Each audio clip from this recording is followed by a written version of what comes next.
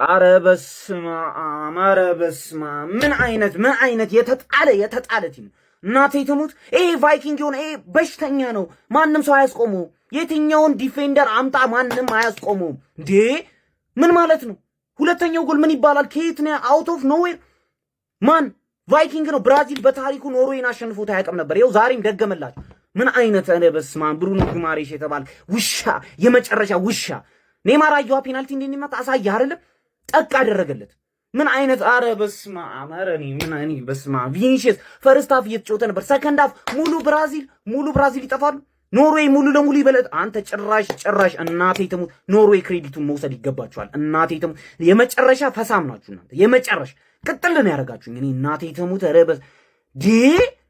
እንዴት ይሄን የመሰለ ስኳድ ይዞ ኤአይ ነው ይሄ በሽተኛ የመጨረሻ። ኧረ በስመ አብ። ሃላንድን ይዘህ ግን ማለት ነው የትም ሄደህ ተዋግተህ መምጣት ትችላለህ። የኔ አባት የትም ማለት ነው 90 ደቂቃ ልትደበደብ ትችላለህ። 90 ሲደመር የሆነ ደቂቃ ላይ ግን የቁርጥ ቀልጅ ሆኖ ይደርስልሃል። ማንዬ ምን አይነት ተጫዋች ነው ይሄ? በቃ ማለት ከአቅም በላይ የሆነ ተጫዋች ነው። እኔ አሳዘኑኝ ብራዚሎች ማለት እኔ ኖርዌይ በቃ ትልቅ ደረጃ ልደርስ ትችላለች። ቢሆንም ግን ይሄ ብራዚል ማለት ነው በተለይ ደግሞ ኔማር የሆነ ደረጃ ላይ ደርሶ ማየት ፈልግ ነበረ። ግን ብሩኖ ጊማሬሽ የምትባል ሰው የማና ባከ ፔናልቲ ምታለ ኔማርን አይተዋል እንዴት ፔናልቲውን እንደመታው። እንደዛ እልህ ውስጥ ሆኖ ከበረኛው ጋር ግን እንዴት አሸማቃቂ ፔናልቲ ማስቆጠር እንደቻለ ግን አየኸው። ማንዬ ያንተ ድክመት ነው ብሩኖ ጊማሬሽ። የምሬን ነው የምልህ እንጂ አሁን ቀጣይ ማለት ነው እኛ እሱን ስንገዛ ዋጋ መቀነስ አለበት። እንዲ ፔናልቲ ስቷል ጀቦ። የምሬን ነው የምነግራችሁ። ለማንኛውም ግን ብራዚሎች ከዚህ ዓለም ዋንጫ ተሰናብተዋል። ኔማር በጣም ነው ያሳዝነኝ። አንጀቴን ይበላኝ። እያለቀሰ ነው አሁን የሚገኘው በእናት። ለማንኛውም ግን ጀምአው ኖርዌይ ኦዲጋርድና ሃላንድን ይዛ ትልቅ ቦታ መድረስ ትችላለች። በተለይ ዛሬ ጎል አስቆጠረ እንጂ ኦዲጋርድ ቡድኑ ሞተር እሱ ነበረ። ቡድኑን ኦርጋናይዝ ሲያደርግ ሲመራበት የነበረበት መንገድ ኦዲጋርድ ራሱ እጅግ አስገራሚ ነበረ። ይሄ ቡድን እንግዲህ ወደ ቀጣይ ዙር አልፏል። ምን እንደሚፈጠር አብረን እናያለን። ሃላንድ ግን ሰው አይደለም። ብራዚል ወድቃለች 2-1። ስለ ጨዋታው አንዳንድ ነገር ልበላችሁ። እኔ እንደዚህ አይነት ኬሪ ጆብ አይቼ አላቅም። የዚህ ቡድን ዋና ተጫዋች ነው ምናምን የሚለው አንደርስቴትመንት ነው። ግን ሊትራሊ እያንዳንዱ ጨዋታ ላይ ጎል ማስቆጠር ችሏል። እያንዳንዱ ጨዋታ ላይ የጨዋታው ዋና ተጫዋች እሱ ነው። የቡድናቸው እንደዚህ ነው ይዟት ተሸክሟት እየሄደ ያለው ሀገሪቷን ማለት ነው። አንዳንድ ጊዜ ማለት ነው ሁሌ ምርጥ ስትሆኑ ከዛ ላይ ሰው ኖርማል ያደረገውና የእናንተ ነገር ይተዋል ማለት። ሃላንድ አንደርሬትድ ነው። በዚህ ሰዓት ላይ ማለት ሊወራለት ከሚገባው በታች ነው የተወራለት ያለው። that's the meaning of underrated። ዛሬም ሁለቱንም ጎሎች ማስቆጠር ችሏል። ሁለቱንም ኳስ ደግሞ አሲስት ያደረገለት አንድሪያስ ሽርለፕ የሚባለው ተጫዋች ነው። ሰከንድ ሃፍ ላይ አንቶኒ ኑሳን ቀይሮ ከገባ በኋላ የሚገርም ፐርፎርማንስ ያሳየ ነበር። ዊንጎቹ እንዲከፈት ማድረግ የቻለው ኮቹ በሱና በኦስካር ቦብ ምክንያት ነውና ያ ነገር ደግሞ በጣም ጠቅሟቸው የታየው የሚገርም ፐርፎርማንስ ከሱ አዛ ፐርፎርማንስ አንበሌ። እኔ እንደዚህ አይቼሽ አላቅም። ይስተካከል። ብራዚል ግን ወድቃለች። ኔማር የመጨረሻ ዓለም ዋንጫውን አርቧል። ስለዚህ ሰውዬ ግን ማለት ነው በጣም ብዙ ኮንቨርሴሽን ያስፈልጋል። ኖርዌይ ቀጣይ ዙሩን ተቀላቅላለች። ፎሎ ኮፒ ሼር እያደረጋችሁ ይመቻችሁ። ቫይኪንጎቹ የ5 ጊዜ ዓለም ዋንጫ አሸናፊዎቹን ብራዚሎችን 2-1 በማሸነፍ ከዓለም ዋንጫው በማሰናበት ወደ ካርተር ፋይናል ለማለፍ በቅተዋል። ምንድን ነበር የተመለከትነው ጋይስ? ኤርሊንግ ብሮት ሃላንድ ምን አይነት ድንቅ አጥቂ ነው እንዲህ በዚህ ቲም ውስጥ እየተጫወተ ከነ ሊዮኔል አንድሬስ ሜሲ እና ከነ ኪሊያን ምባፔ ጋር በቶፕ ስኮረርነት እኩል በ7 ጎል እንኳን እየተፎካከረ ነው የሚገኘው። እንዲህ ዛሬ ደግሞ ሁለቱም ያስቆጠራቸው ጎሎች ማለት ነው የሚገርሙ ነበሩ። በተለይ ደግሞ ሁለተኛው ጎል የነበረው አጨራረስ የግል ብቃቱን ተጠቅሞ ነበረ ከቦክስ ውጪ ሹት አድርጎ ማስቆጠር ችሎ የነበረው። ኤኒዌይ በዚህ ጨዋታ ላይ ኖርዌይ በጣም ነበር የተመቸችኝ ማለት ነው። ብራዚልን የጠበቅኳትና ያላላገኘኋትም ነበረ። ኳሱን ሁላ ፖሰስ ታርግ የነበረው በብዛት ኖርዌይ ነበረች። በጨዋታው ላይ በሙከራዎች ረገድም ተመጣጣኝ ነበርሽ ማለት ይቻላል ከብራዚል ጋር ማለት ነው። ብራዚሎች ያው በትራንዚሽን ነበር ለማጥቃት ሲሞክሩ የነበረው ባይሳካላቸውም ማለት ነው። በዚህ ጨዋታ ላይ ግን ከሰከንድ ሃፍ በኋላ ነበር ነገራቶች መለወጥ የጀመሩ። 79ኛውና 90ኛው ደቂቃ ላይ ነበር ኤርሊንግ ብሮት ሃላንድ ለኖርዌይ ሁለቱን ጎሎች ማስቆጠር የቻለው ማለት ነው። በብራዚል በኩል እንግዲህ ብቸኛውን ጎል ኔይማር ጁኒየር 100ኛው ደቂቃ ላይ በፔናልቲ ማስቆጠር ችሎ ነበረ፣ ምንም እንኳን ከሽንፈት ባይታደጋቸው ማለት ነው። ለብራዚል በጨዋታ ላይ ካጀማመራቸው መጥፎ ሊባል የሚችለው ነገር ብሩኖ ጉማሬሽ እንግዲህ 14ኛው ደቂቃ ላይ ፔናልቲ አግኝቶ ሳይጠቀምበት ቀርቶ ነበረ። ምናልባት ይሄ ፔናልቲ ተቆጥሮ ቢሆን ኖሮ የዚህ ጨዋታ መልክ በዚህ መልኩ ላይ ተጠናቀቅ ይችል ነበረ። ኤኒዌይ ግን ያማለ ይህ ለኔ ኖርዌይ በጣም የሚገባት ናሽናል ቲም ናት ወደ ኳርተር ፋይናሉ በማለፍ ማለት ነው። በኳርተር ፋይናሉም እንግዲህ የእንግሊዝና የሜክሲኮን አላፊ ቡድን የምትገጥም ይሆናል ማለት ነው። እኔ ይሄ ቡድን በጣም ነው የተመቸኝ ማን የ5 ጊዜ የዓለም ዋንጫ አሸናፊዋን ብራዚልን አሰናብቶታል። እኔ ብራዚል ሲጀምር እንደዚህ ጀነሬሽን ማለት ነው የደከመ ጊዜ ላይ ደርሳ የምታውቅ አይመስለኝም በግሌ ማለት ነው።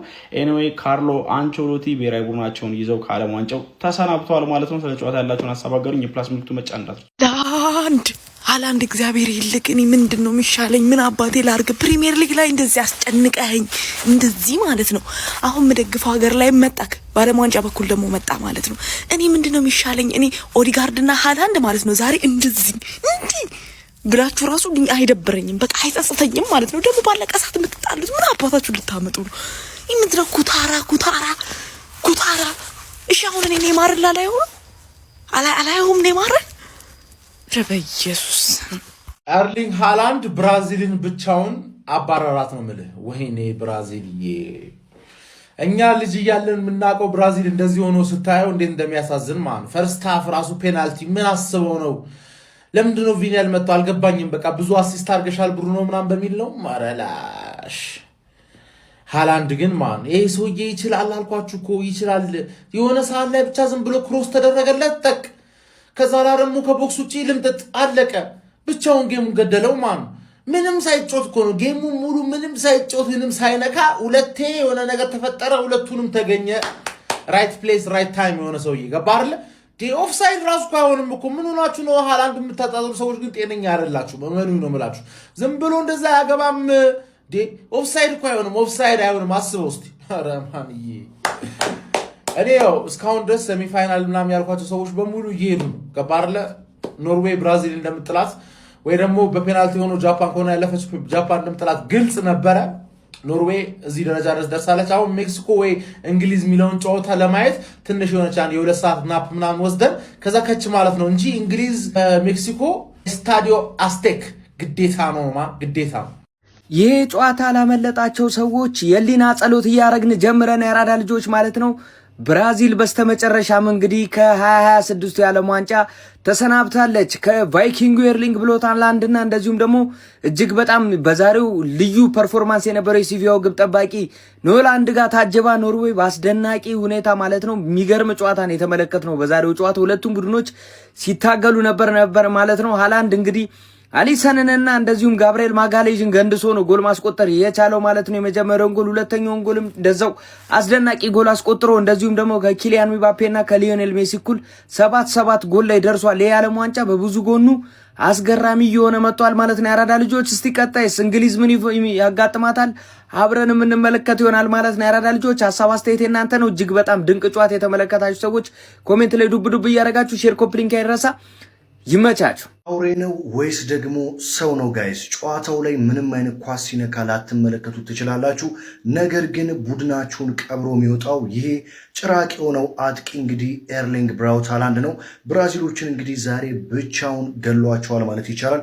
ሁለቱንም የኖርዌይ ግቦችን በማስቆጠር በስተመጨረሻም ብራዚል ከዓለም ዋንጫው ተሰናብታለች። ኖርዌይ 2-1 ብራዚልን ስታሸንፍ ለብራዚል ብቸኛ ማስተዛዘኛውን ግብ እንግዲህ ያልነገሰው ልዑል ኔይማር ጁኒየር ማስቆጠር ችሏል ማለት ነው።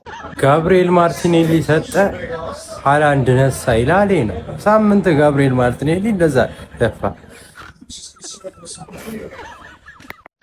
ይሄ ተአምረኛ ሰው ብራዚልን ከመንገድ አስቀርቷታል። ከ16 ጥሎ ማለፍ ወደ ሩብ ፍጻሜ በተከናወነ ጨዋታ የኤርሊንግ ሃላንድ ከፍ ያለ ጥራት ኖርዌይን ወደ ሩብ ፍጻሜ አስገብቷታል። ጨዋታው 2-1 ተጠናቋል። ኤርሊንግ ሃላንድ በጭንቅላት ኳስ እንዲሁም ደግሞ በእግሩ ከርቀት ወይም ከሳጥን ውጭ አክርሮ መጥቶ ብራዚል 2 ጎል አስቆጥሯል። ኔይማር ጁኒየር የመጨረሻው ደቂቃ ላይ ከፍጹም ቅጣት ምት 1 ጎል ቢያስቆጥርም ጨዋታው ግን ከዛ በላይ መቀጠል አልቻለም። ያልተጠበቀችዋ ኖርዌይ አሁንም በዳርክ ሆርስነቷ ተጉዛለች። እሷ ብዙዎች ጠብቀዋት ነበር። የተጠበቀችበት ምክንያት ግን ከትንንሾቹ ከፍ ብላ መጓዝ እንደምትችል ማሳያ ነው። ኤርሊንግ ሃላንድ የውድድሩን 7ኛ ጎል አስቆጥሯል። ይሄ ማለት ልክ እንደ ሊዮ ሜሲ ልክ እንደ ኬሊያን ኤምባፔ ማለት ነው። ኖርዌይ ወደ ቀጣዩ ዙር ተሻግራለች። እቺ ቡድን ምን አይነት ተአምር ልትሰራ ነው? ጉዞዋ እስከ መች ድረስ ይቀጥላል? የሚጠበቀው ጉዳይ ነው። ኤርሊንግ ሃላንድ በድጋሚ ከጋብሪኤል ማጋሌሽ ጋር የተፈጠረውን ፈተና ማሸነፍ ችሏል። በብዙ የተጠበቀችው ብራዚል በዶን ካርሎ፣ በካርሎ አንቸሎቲ ከዚህ በላይ መጓዝ አልቻለችም። ኔይማር ጁኒየር አስደናቂ የፍጹም ቅጣት ምት አስቆጥሯል። ምናልባት የብሩኖ ጊማሬሽ የፍጹም ቅጣት ምት መሳት፣ የኤንድሪክ የመጨረሻ ኳሶችን መሳት ከምንም ነገር በላይ ደግሞ የኒላንድ ኳሶችን የመመለስ ጥራት ኖርዌይን ወደ ከፍታዋ ወደ ቀጣዩ አሸጋግሯታል። ይሄን ማን ጠበቀ? ተረኛዋ ማን ትሆን? እንግሊዝ ከሜክሲኮ ምን ይጠብቃት ይሆን? የብራዚል መንገድ ግን እዚህ ጋር አብቅቷል።